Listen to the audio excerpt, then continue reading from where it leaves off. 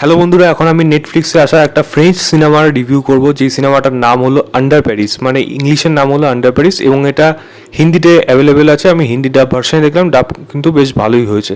এবং এই সিনেমাটা গল্পটা যদি ছোটো করে বলি, এখানে মেন যে প্রোটাগনিস্ট আছে যেই মহিলাটি, তার এক বিশেষত্ব হলো সে শার্ক, এবং বিশেষ করে শার্ক, হোয়েল এরকম সি রিলেটেড যে সমস্ত যত ক্রিয়েচার আছে তাদের স্পেশালিস্ট, এবং তাদের যাতে ক্ষতি না হয় এই সমস্ত দিক তারা দেখাশোনা করে। এবং অনেক সময় দেখা যায় যে সমুদ্রের মধ্যে ফিশিং, মানে জালের জন্য বা এই নোংরা আবর্জনার জন্য তাদের মানে বায়োডাইভার্সিটিটা যেইভাবেই হোক এখানে ক্ষতি হচ্ছে, তাদের জনন হয়তো ঠিকঠাক মানে জন্ম ঠিকঠাক হচ্ছে না।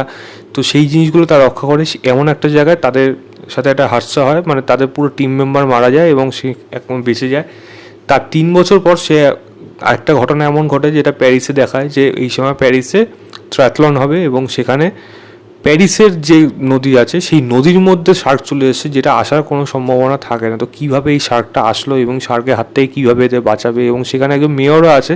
মেয়র চাচ্ছে যে যেইভাবে হোক এই ট্রায়াথলনটা যেন কোনোভাবে আটকানো না যায়, যাতে এটা যেন হয়, কারণ সেটা তার প্রেস্টিজের ব্যাপার। তার উপর এত কিছু বিলিয়ন ডলার্সের উপর ইনভেস্টমেন্ট আছে, সেটা তার ইমেজে খারাপ করে দেবে। এবং সেখানে এই মহিলাটি সঙ্গে পুলিশ, তারা কিভাবে এই লোকদের বাঁচাবে বা আলটিমেটলি বাঁচাতে পারবে নাকি, এবং শার্কটা কীভাবে অ্যাটাক করবে, এই নিয়েই সম্পূর্ণ সিনেমা রয়েছে। তাই বেশি জানতে হলে নেটফ্লিক্সে গিয়ে আপনারা দেখতে হবে। তো পরিষ্কার বুঝে গেছেন শার্ক অ্যাটাকের উপর এই সিনেমাটা রয়েছে।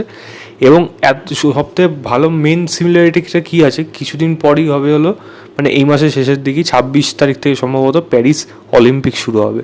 তো এইটার মানে এটা বেসিক্যালি তো জুন মাসে রিলিজ হয়েছে, তো এই সময়টা কিন্তু এই সিনেমাটার সাথে একটা আইডল সময় বা বলা যায় এরকম একটা কিছু কিন্তু রিলেট করা যায়। তো সেই হিসাবে বলবো, লোকে যদি এই সিনেমাটাকে দেখে তাহলে কিন্তু এই হিসাবে কিন্তু বেশ ভালো রকম একটা মানে ভিউজ ভালো রকম কিন্তু কামিয়ে নেবে।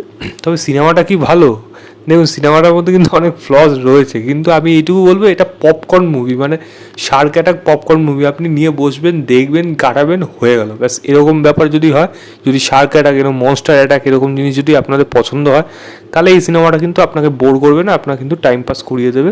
আমি কিন্তু এই সিনেমাটা দেখে একটা মুহূর্তের জন্য কিন্তু বোর হয়নি, আমি টাইম পাস কেটে গেছে, আমি দেখছি মজা লাগছে, ব্যাস আমার হয়ে গেছে, ব্যাস। এর থেকে বেশি কিন্তু আলোচনা করব না। সিনেমার মধ্যে যদি কিছু পজিটিভ দিক থাকে তাহলে অবশ্যই শার্ক অ্যাটাক যেগুলো আছে সেগুলো ভালো, যেরকম দেখানো হয়েছে আন্ডার ওয়াটার সিনগুলোকে যেরকমভাবে তোলা হয়েছে, সিনেমাটোগ্রাফার প্রশংসা আমি অবশ্যই করব।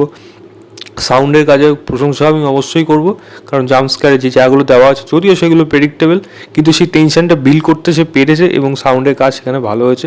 তো আমি অবশ্যই সেটা ভালো বলবো। প্রোটাগনিস্টের পারফরমেন্স, সাপোর্টিং কাস্টদের পারফরমেন্স সেখানে ঠিকঠাক রয়েছে। এবং এই ম্যারাথনটা যে হয়েছে এটার যে আইডিয়াটা এবং সেটাকে যেরকমভাবে এখানে দেখানো হয়েছে, সেইগুলো আইডিয়া ওয়াইজ কিন্তু ডেফিনেটলি এগুলো ভালো।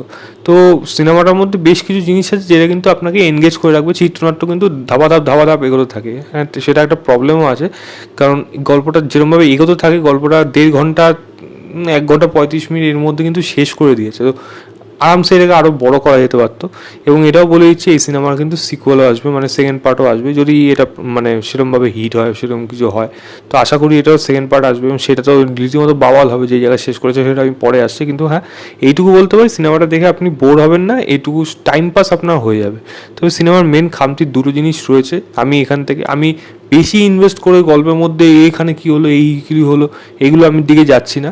মেয়রের ভূমিকা নিয়ে এখানে একটা অনেক প্রশ্ন আসবে, ঠিক আছে, সেটা আমি ব্যালেন্স ওয়েতে রাখলাম। সেটা একটা এরকম ধরনের সিনেমা, আপনি দেখবেন, মজা পাবেন, তার জন্য দেখানো যায়, ঠিক আছে, আমি সেটা মেনে নিলাম।